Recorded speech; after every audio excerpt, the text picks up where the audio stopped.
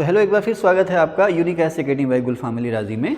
History class है, history की 26वीं class है और 26वीं क्लास का पहला पार्ट हम लोग पढ़ चुके हैं। कहाँ तक? वहाँ से गवर्नमेंट ऑफ इंडिया एक्ट 1935 से शुरू करके यहाँ लास्ट में हम जो गांधी जी ने अनशन किया था पूना के आगा पैलेस में 21 दिन का, वहाँ तक हम लोग डिस्कस कर चुके हैं।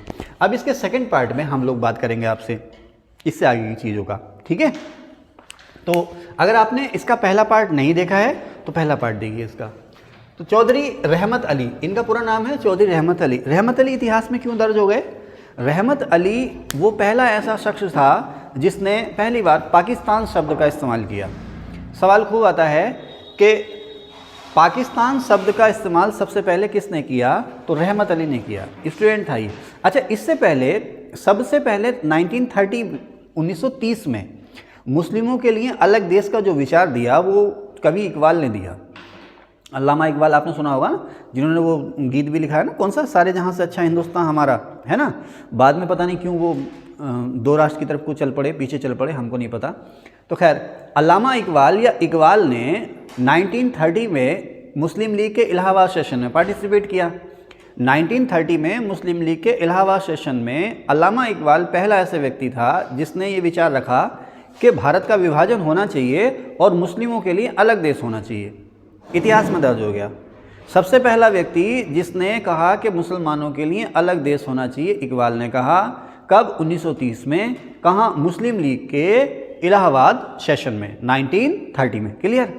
उसके बाद चौधरी रहमत अली 1932-33 में, 1932 में, 33 ना कह करके मैं 1932 ही कहूँगा, मैंने यहाँ 33 लिख दिया, वो गलत है। फिर 1932 में जो गोलमेज सम्मेलन था, जो गोलमेज सम्मेलन हुआ लंदन में, 3 गोलमेज सम्मेलन हुए लंदन में। किसी एक नेता का नाम बताओ प्रियंका, जिसने तीनों गोलमेज सम्मेलन में पार्टिसिपेट किया। किसी एक नेता का नाम बताओ, जोर से बोलो।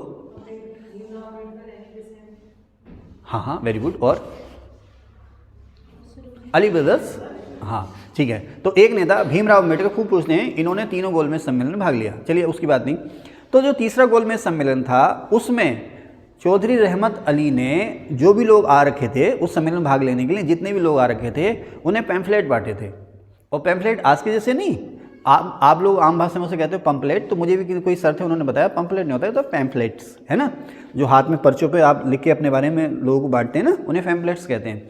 तो इसने अपने हाथ से पर्चियाँ लिखी थी, एक सादे कागज़ पर हाथ से पर्चियाँ लिखी थी। उन पर्चियों में ये कहा था कि भाई मुसलमानों के लिए एक अलग देश होना चाहिए जिसका नाम पाकिस्तान होगा। तो ये जो पाकिस्तान इसने कहा था ना, जैसे पंजाब है, सिंध है और कुछ ऐसे मुस्लिम बहुल इलाके थे या प्रांत थे या टेरिटरीज थी जिनके नाम के पहले अक्षर को लेकर के उसने पाकिस्तान शब्द गढ़ा था। तो पाकिस्तान शब्द पहली बार जो है रहमत अली ने गढ़ा। और कहाँ पर इसका प्रचार किया? गोलमेज सम्मेलन में। कौन से गोलमेज सम्मेलन में? तीसरे गोलमेज सम्मेलन में। और ये क्या कर रहा था वहाँ पर लंदन में? दरअसल ये कैम्ब्रिज में, इंग्लैंड में कैम्ब्रिज यूनिवर्सिटी का छात्र था, वहाँ पर पढ़ाई करता था ये। वहाँ पर आकर के इसने पाकिस्तान शब्द का इस्तेमाल किया था। वहाँ पर जो प्रतिनिधि आए थे उनके सामने अपनी बात रखी थी। किसने? रहमत अली ने। ठीक है, ओके, आगे चलें। अब धीरे धीरे ये सिलसिला, अब देखो ना, मैंने कहा ना 1937 के चुनावों में मुस्लिम लीग की हार हुई। जब मुस्लिम लीग की हार हुई, और मुस्लिम लीग की हार ऐसी जगहों पर हो गई जहाँ पर मुस्लिम ज़्यादा थे, मुस्लिमों ने कांग्रेस को वोट दिया, कांग्रेस को अपना समर्थन दिया। ऐसे में मुस्लिम लीग जो थी अब बांटो और राज करो की नीति की तरफ को चल पड़ी। अच्छा, जो अंग्रेज़ सरकार थी या इंग्लैंड की जो सरकार थी, उसे ही पता है कि भविष्य में हमने यहाँ से चले जाना है। उसको दिखने लगा है कि अब यहाँ पर राज करना संभव नहीं है, यहाँ से चले जाना है। तो उसे भी अपना कोई पिट्ठू यहाँ पर चाहिए था। पाकिस्तान जो बना वो उसकी कई वजह थी, उसमें से एक खास वजह ये थी कि जो पश्चिमी देश थे, खास करके अमेरिका, ब्रिटेन जैसे जो देश थे, यहाँ पर अपनी मौजूदगी बनाए रखना चाहते थे। चाइना का झुकाव रूस की तरफ को, भारत गुटनिरपेक्ष था। लेकिन अगर झुकाव की बात करें तो भारत का झुकाव किसी भी तरफ को भी नहीं था। पंडित नेहरू ने स्वतंत्र विदेश नीति की घोषणा कर दी थी, बता दिया था कि हम किसी के भी पीछे नहीं चलेंगे, हम अपना मत अपने आप रखेंगे। यही तो था नेम, नॉन अलाइन मूवमेंट या नेम जो था वो यही था। ठीक है ना।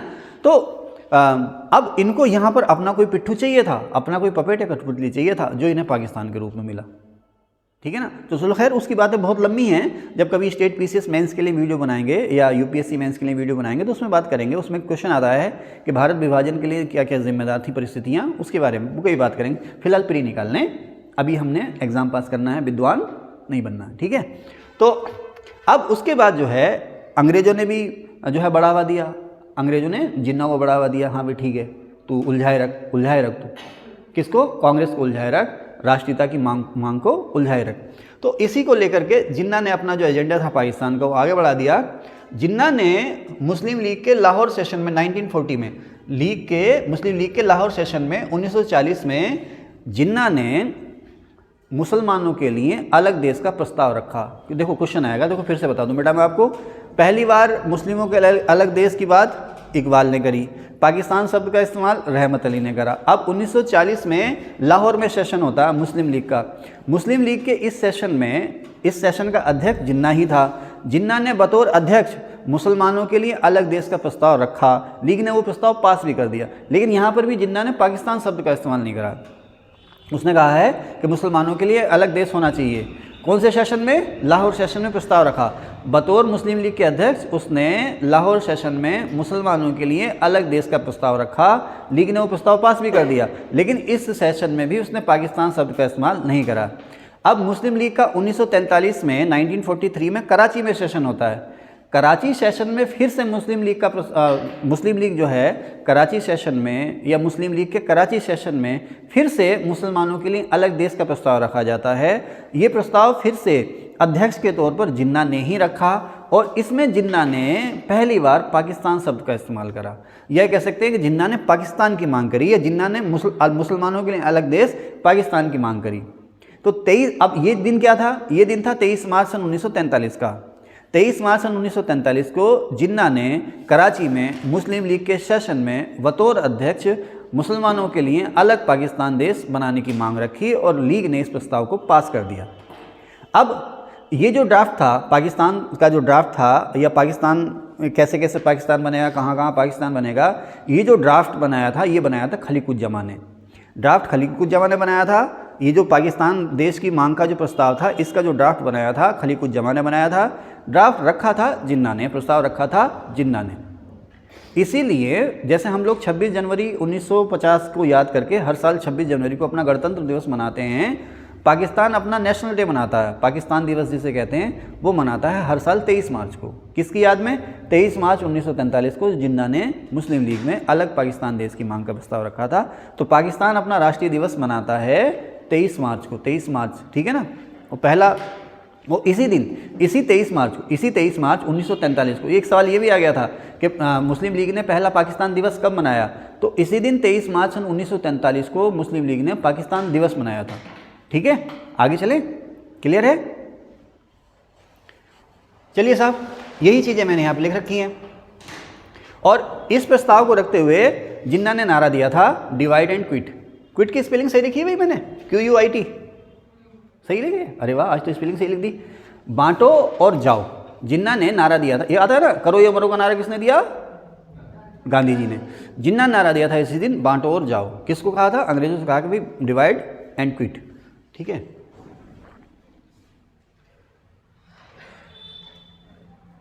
अब क्रिप्स प्रपोजल आ गया, क्रिप्स प्रस्ताव आ गया। क्रिप्स प्रस्ताव जो था उसके बारे में आपको मैं बता चुका हूँ, अलग से वीडियो में बना चुका हूँ। तो लेकिन यहाँ पर फिर से मैंने क्रिप्स प्रस्ताव लिखा है। जब क्रिप्स जो प्रपोजल आया, मेरी जवान लड़खड़ाने लगी, एक मिनट पॉज कर दीजिए, मैं थोड़ा रेस्ट कर लूँ। तो चलिए थोड़ा सा नॉर्मल हो गए हैं। तो मैंने क्रिप्स मिशन या क्रिप्स प्रस्ताव मैं आपको बता चुका हूँ, यहाँ पर फिर से मैंने इसका जिक्र किया क्रिप्स प्रस्ताव का। दरअसल क्रिप्स मिशन जो था उसने ये बात कही थी कि भारत में संघ बनेगा। इसने भी कहा, क्रिप्स मिशन ने भी कहा कि भारत में संघ बनेगा, भारत में संविधान सभा बनेगी। युद्ध के बाद क्रिप्स प्रस्ताव ने क्या कहा था कि युद्ध के बाद भारतीय समस्याओं पर डिस्कशन के लिए सभी भारतीय दलों के साथ विचार विमर्श होगा। भारतीयों की जो मांगें हैं उन मांगों पर सभी जो पार्टियां हैं भारत की, उन सभी पार्टियों के साथ और अंग्रेज़ सरकार के साथ डिस्कशन होगा और जो भी समस्याएं हैं उनका समाधान किया जाएगा। और इन्होंने साथ में ये भी कहा कि भारत में एक संविधान सभा भी बनेगी। संविधान सभा ना कह करके ये कहा गया कि भारत में एक संविधान बनेगा। ध्यान रखना, संविधान सभा शब्द का इस्तेमाल नहीं करा था इन्होंने। सुने आप लोग ना, सभा, संविधान सभा शब्द का इस्तेमाल क्रिप्स ने नहीं करा। उसने कहा कि हाँ संविधान बनेगा। उसने कहा कि युद्ध के बाद भारत के सभी दलों से संविधान पर विचार विमर्श होगा, भारतीयों के लिए एक संविधान बनेगा। फिर उसने कहा कि इस संविधान में जो भारतीय रियासतें या जो देशी रियासतें शामिल नहीं होना चाहें वो अपना संविधान अलग से बना सकती हैं, या जैसी स्थिति उनकी आज है वैसे ही रह सकती हैं या अलग हो सकती हैं। जो रियासतें चाहें वो इस संविधान में शामिल हों, जो रियासतें इस संविधान में शामिल नहीं होना चाहती हैं ना हो, ऐसे ही रहें, या अपना अलग संविधान बनाना चाहती हैं तो अपना अलग संविधान बना लें। इसी को मैंने कहा है विभाजन के बीज। सवाल आता है कि किस मिशन ने या किस आयोग ने या किस कमीशन ने भारत में विभाजन के बीज बोए, तो ये क्रिप्स मिशन ने बोए थे। ये सबसे पहले कह के गया कि भाई जो इस संविधान में शामिल नहीं होना चाहता है वो अलग अपना संविधान बना सकता है, यानी कि जो देश के साथ नहीं रहना चाहता वो अपना अलग देश लेकर के रह सकता है। लेकिन फिर भी जिन्ना ने क्रिप्स प्रस्ताव को ठुकरा दिया, कांग्रेस ने ठुकराया, कांग्रेस ने इन प्रस्तावों को ठुकरा दिया, जिन्ना या मुस्लिम लीग ने भी इन प्रस्तावों को ठुकरा दिया, अकालियों ने भी इस प्रस्तावों को ठुकरा दिया। क्यों? अकालियों मीन्स अकाली दल ने भी इस प्रस्ताव को ठुकरा दिया। क्यों? क्योंकि जिन्ना कह रहा था कि इसमें पाकिस्तान की मांग नहीं मानी गई है, स्पष्ट रूप से पाकिस्तान की मांग नहीं मानी गई। इस प्रस्ताव ने ये नहीं कहा कि ना तो, ध्यान रखना, ना तो अगस्त प्रपोजल में, ना क्रिप्स प्रस्तावों में, ना मंत्रिमंडल प्रस्तावों में या कैबिनेट मिशन में अलग पाकिस्तान देश की बात डायरेक्ट किसी ने नहीं करी है कि मुसलमानों को अलग पाकिस्तान देश दे दो। इसकी बात डायरेक्ट किसी ने भी नहीं कही है। ये कहा है कि हाँ भाई एक संविधान बनेगा या संघ बनेगा, इसमें जो शामिल ना होना चाहे वो अलग रह लेगा। ध्यान रखना। तो जिन्ना ने कहा कि भाई तुमने पाकिस्तान की बात नहीं करी इसलिए मैं इस प्रस्ताव को नहीं मानता हूँ, तो बाद में ये प्रस्ताव वापस ले लिए गए। ठीक है। उसके बाद होता क्या है, 1944 में ब्रिटेन में इलेक्शन होते हैं। इस इलेक्शन में कंजर्वेटिव पार्टी हार जाती है। कंजर्वेटिव पार्टी की सरकार थी, चर्चिल पीएम था। सेकेंड वर्ल्ड वार के दौरान युद्ध हुआ, युद्ध की वजह से चर्चिल की सरकार चली गई, कंजर्वेटिव पार्टी हार गई, लेबर पार्टी सत्ता में आई। अब जो है विश्व युद्ध के बाद 44 में चुनाव हुए, लेबर पार्टी सत्ता में आई और लेबर पार्टी का पीएम बना क्लीमेंट एटली। क्लीमेंट एटली या लेबर पार्टी जो थी वो थोड़ी सी उदारवादी थी। उदारवाद का मतलब ये नहीं है कि हम भारतीयों को वो कुछ भी बख्शने को तैयार थे, लेकिन हाँ भारत की समस्याओं के बारे में वो सहानुभूतिपूर्वक विचार करते थे। ठीक है ना। तो यही हुआ। और ये भी है ना कि इस समय तक सेकेंड वर्ल्ड वार तक आते आते एक तो जो ये पश्चिमी गुट था, अंग्रेज या अमेरिका जैसे देश थे, ये काफ़ी कमज़ोर हो चुके थे और अब ये धीरे धीरे अपनी कॉलोनियों से निकल रहे थे। भारत से भी निकलना चाह रहे थे।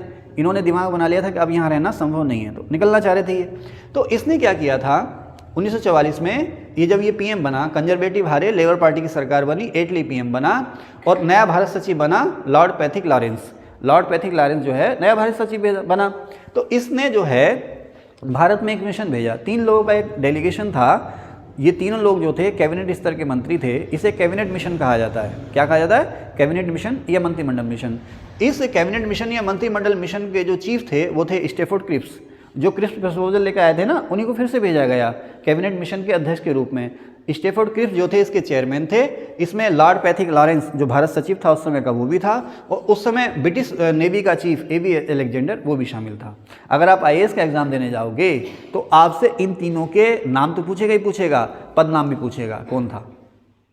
पैथिक लॉरेंस भारत सचिव था, क्रिप्स इसका अध्यक्ष था और एबी अलेक्जेंडर जो था वो नेवी का चीफ था। ठीक है, ओके, ये आ गए। ठीक है। अच्छा, जब वैसे तो वायसराय, हाँ इस समय जो वायसराय था वो लॉर्ड वेवल था। वायसराय कौन था इस समय? लॉर्ड वेवल था। भैया, हेलो भैया, तो इस समय वायसराय जो था वो था लॉर्ड वेवल।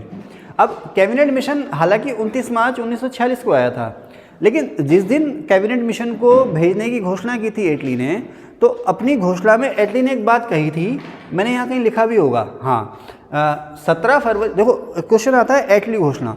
तो एटली की जो अनाउंसमेंट हैं, 2 बार वाली घोषणाएं जो हैं बहुत ही इंपॉर्टेंट हैं।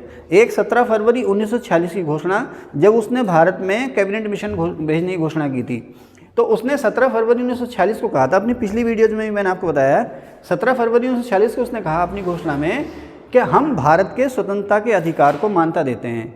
भारतीयों का ये अधिकार है कि वो खुद तय करें कि चाहें तो वो ब्रिटेन के साथ रहें और चाहें तो आज़ाद रहें। हम भारतीयों के स्वतंत्रता के अधिकार की को मान्यता देते हैं। कहने का मतलब ऐसा नहीं है कि उसने भारत को स्वतंत्र करने की घोषणा कर दी, लेकिन हाँ ये कहा जाए कि अब उसने हथियार डाल दिए, अंग्रेजों ने हथियार डाल दिए कि हाँ भाई आपको आज़ाद होना है, हम आपके आज़ादी के अधिकार को मान्यता देते हैं, अब हम आपको आज़ाद कर देंगे, अब आपकी मर्जी, आप हम चाहे हमारे साथ रहो चाहे अलग रहो। ठीक है साहब, ये बात थी। तो 17 फरवरी 1946 की ये घोषणा थी। उसके बाद कैबिनेट मिशन आया, आके अपनी सिफारिशें देके चला भी गया। 20 फरवरी 1947 को फिर से इसने घोषणा करी है। 20 फरवरी 1947 को इसने फिर से घोषणा करी है। वो घोषणा ये है कि हम भारत को जून 1948 से पहले आज़ाद कर देंगे। जून 1948 से पहले भारत को छोड़ के चले जाएंगे, आज़ाद कर देंगे। तो ये दो घोषणाएं एटली की, 17 फरवरी की और 20 फरवरी की। 17 फरवरी 1946 और उसके लगभग एक साल बाद 20 फरवरी 1947। आप ऐसे याद कर सकते हैं 17-20, ठीक है ना, वो 46-47, 17 फरवरी और 20 फरवरी। ओके, ठीक है साहब। अब जो कैबिनेट मिशन था 29 मार्च 1946 को आया, इसने अपनी रिपोर्ट दी थी 16 मई 1946 को। अच्छा, कैबिनेट मिशन के आने का जो मुख्य मकसद था वो ये था कि भारत में जो संविधान सभा बनेगी वो कैसे बनेगी, संविधान सभा के चुनाव होंगे तो कैसे होंगे। कैबिनेट मिशन भारत में जो आया उसके भारत में आने का मुख्य मकसद ये था कि संविधान सभा कैसे बनेगी, संविधान सभा का गठन कैसे होगा। बेटा पानी पी लो आप, तो पानी दे दो इन्हें, बेटा पानी पी लो।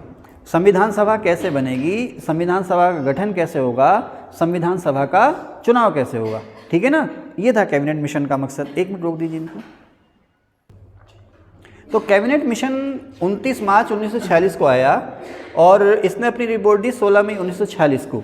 अच्छा, कैबिनेट मिशन के भारत आने का जो मुख्य मकसद था, मैंने अभी आपको बताया कि संविधान सभा कैसे बनेगी, इसके चुनाव कैसे होंगे, मुख्य मकसद इसका यही था। अब मैंने यहाँ पे लिख भी दिया है कि मिशन का मेन एम क्या था कि संविधान सभा कैसे बने। इसने सुझाव क्या दिए, कैबिनेट मिशन ने, मंत्रिमंडल ने सुझाव क्या दिए। इसने कहा था कि ब्रिटिश प्रांत, जो ब्रिटिश क्षेत्र हैं, उन्हें और देसी रियासतों को मिलाकर के एक संघ बनेगा। इसने अपने प्रपोजल रखे थे, अब मानो या ना मानो वो आपकी मर्जी। ब्रिटिश प्रांत और जितनी भी देसी रियासतें हैं उन्हें मिलाकर के संघ बनेगा और संघ में जो अवशिष्ट शक्तियाँ होंगी, जैसे आजकल है ना केंद्रीय सूची, संवर्ती सूची, राज्य सूची और अवशिष्ट सूची, तो जो अवशिष्ट शक्तियाँ होंगी वो राज्यों के पास होंगी। यानी कि इसने ढीले संघ का, कमजोर संघ का सुझाव दिया था। इसने कहा भी था शक्ति राज्यों को होगी, मीन्स एक आगे चलें, देसी रियासतों को अलग संविधान बनाने का अधिकार होगा। फिर से वही राग, क्रिप्स मिशन भी ये कह गया और ये भी ये कह रहा है कि देसी रियासतें चाहे तो इस संविधान सभा में शामिल हों और चाहे तो अपना संविधान अलग से बना लें। खैर, देसी रियासतों को अलग संविधान बनाने का अधिकार मीन्स एक तरह से इसने भारत के पार्टीशन को मंजूरी दे दी। देखो, जो बात क्रिप्स विभाजन के बीच कौन बोल गया, क्रिप्स बोल गया। इसने भी एक तरह से भारत के विभाजन को मंजूरी दे दी। क्या कि एक संघ बनेगा, देसी रियासतें चाहें तो इसमें रहें, चाहें तो अपना अलग संविधान बना लें। ठीक है ना, इसने विभाजन को मंजूरी दे दी। इसने कहा साहब, देखो मैंने लिखा शॉर्ट में, असेंबली से चुनाव। तो किसके असेंबली से चुनाव? इसने कहा जो संविधान सभा बनेगी उसका अप्रत्यक्ष चुनाव होगा, इनडायरेक्ट इलेक्शन होगा। जैसा आजकल होता है ना विधान परिषद तो नहीं, खैर राज्यसभा के जो चुनाव होते हैं वो अप्रत्यक्ष होते हैं। राष्ट्रपति उपराष्ट्रपति का जो चुनाव हो रहा है अप्रत्यक्ष हो रहा है। हम लोग एमएलए एमपी चुन रहे हैं, वो राष्ट्रपति को चुन रहे हैं। हम लोग एमएलए चुन रहे हैं, वो एमएलए जो हैं वो राज्यसभा के मेंबर को चुन रहे हैं। तो इसी तरह का मशवरा इसने दिया था कि संविधान सभा का जो चुनाव होगा अप्रत्यक्ष होगा। और कैसे अप्रत्यक्ष होगा कि राज्य विधानसभाओं के जो एमएलए हैं उनके वोटों से संविधान सभा के सदस्यों का चुनाव होगा। अब किस राज्य से कितने मेंबर चुने जाएंगे ये आबादी के अनुपात में तय होगा। जिसकी जितनी आबादी होगी संविधान सभा में उसकी इतनी हिस्सेदारी होगी। ये सवाल खूब आता है कि कैबिनेट मिशन ने क्या सुझाया था? कैबिनेट मिशन ने सुझाया था कि जिसकी जितनी आबादी होगी उसकी उतनी भागीदारी होगी। इसने कहा था कि हर 10 लाख की आबादी पर एक मेंबर चुना जाएगा। सपोज यूपी की आबादी 10 करोड़ है, तो वहाँ से संविधान सभा में कितने मेंबर चुने जाएंगे? इस तरह से 100 मेंबर चुने जाएंगे, है ना। तो चूंकि यूपी यानी संयुक्त प्रांत की आबादी सबसे ज़्यादा थी, इसलिए संयुक्त प्रांत से ही सबसे ज़्यादा मेंबर थे संविधान सभा में। इसने कहा था हर 10 लाख की आबादी पर एक मेंबर चुना जाएगा। वोट कौन देंगे? एमएलए देंगे। या किसके वोटों से चुना जाएगा? असेंबली के वोटों से चुना जाएगा। या ऐसे भी आता है कि संविधान सभा का चुनाव किसने किया? अप्रत्यक्ष रूप से राज्यों की विधानसभाओं ने किया। ठीक है ना। अब जो देशी रियासतें थी वहाँ तो असेंबली थी नहीं, देशी रियासतों में तो असेंबली या विधानसभाएं थी नहीं। तो हर देशी रियासत को उसकी आबादी के अनुसार कोटा दिया गया। जितनी भी देसी रियासतें थी उन्हें उनकी आबादी के अनुसार संविधान सभा में भागीदारी के लिए कोटा दिया गया। अब बहुत सी देसी रियासतें ऐसी भी थी जिनकी आबादी महज 2 या 3 हज़ार थी, मात्र 2 या 3 हज़ार थी, तो उन्हें स्थान नहीं दिया गया।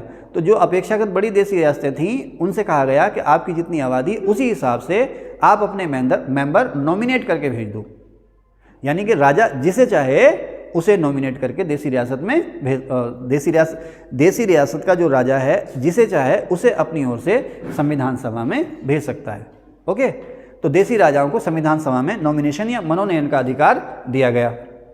ओके, ये सारी चीज़ें मैंने लिख दी। अब इसमें जो सीटों का बंटवारा किया गया, जो ब्रिटिश प्रांत थे, देसी रियासत का राजा तो जिसे चाहे हिंदू, मुस्लिम, सिख, ईसाई, जैन, बौद्ध, पारसी जिसे मर्जी उसे भेज दे, लेकिन जो ब्रिटिश प्रांत थे वहाँ पर सीटों का बंटवारा जो किया गया वो किया गया कि मुस्लिम, सिख और सामान्य। देखो मतलब बांटो और राज करो से तो ये बात आए नहीं कि इतने मुस्लिम होंगे, इतने मुस्लिमों की आबादी इतने % है तो संविधान सभा में कम से कम इतने मुस्लिम होंगे, सिखों की आबादी इतने % है तो संविधान सभा में इतने सिख होंगे, बाकी सामान्य सीटें। सामान्य सीटों में हिंदू और हिंदुओं के साथ ही दलित। अंग्रेजों ने दलितों को हिंदुओं से एक अलग वर्ग बनाने का प्रयास करना शुरू कर दिया था, तो अब सामान्य में इन्होंने कहा हिंदू और दलित। तो खैर आपसे क्वेश्चन पूछेगा कि संविधान सभा में सीटों का बंटवारा जो पंथों या संप्रदायों के आधार पर हुआ था, कैसे हुआ था? मुस्लिम, सिख और सामान्य। सामान्य में थे हिंदू, बौद्ध, जैन, पारसी, दलित, सवर्ण, सारे के सारे उनको कहा गया सामान्य। ओके, इस तरह से बंटवारा होना था। ठीक है साहब। गांधी जी ने और कांग्रेस ने तो ये प्रस्ताव मान लिए, कैबिनेट मिशन के प्रस्ताव गांधी जी ने मान लिए, कांग्रेस ने ही मान लिए, ठीक है भी, ओके। लेकिन मुस्लिम लीग ने या मोहम्मद अली जिन्ना ने कैबिनेट मिशन के प्रस्ताव को नहीं माना। क्यों नहीं माना? वो ये कह रहा था कि भाई सीधे सीधे पाकिस्तान की बात नहीं कही गई है। उसने एक तरह से भारत के विभाजन को मानता तो दे दिए, लेकिन पाकिस्तान बनेगा ये बात उसने नहीं कही है। तो अब सरकार पर दबाव डालने के लिए मुस्लिम लीग ने हड़ताल का आह्वान किया। सरकार पर दबाव डालना है और पाकिस्तान की मांग को उठाना। पाकिस्तान के गठन के लिए सरकार पर दबाव डालने के लिए मुस्लिम लीग ने हड़ताल का आह्वान किया। और हड़ताल हुई वो हुई 16 अगस्त 1946 को। इस दिन को जिन्ना ने कहा था प्रत्यक्ष कार्यवाही दिवस, डायरेक्ट एक्शन डे 16 अगस्त 1946 को। और ये जो 16 अगस्त 1946 की जो हड़ताल थी, इसी दिन से दंगे शुरू हो गए। प्रत्यक्ष कार्यवाही दिवस या डायरेक्ट एक्शन जो था, इसी दिन से दंगे शुरू हो गए और दंगे तभी ख़त्म हुए जब भारत और पाकिस्तान अस्तित्व में आ गए। ठीक है साहब। तो इस तरह से कब भारत की स्वतंत्रता का अधिनियम संसद में पेश हुआ, ब्रिटिश सम्राट ने उसको कब मान्यता दी, क्या था कैसा था, इसकी बातें हम करेंगे हिस्ट्री की अगली क्लास में। इन क्लासेस में फ़िलहाल इतना ही। Thank you.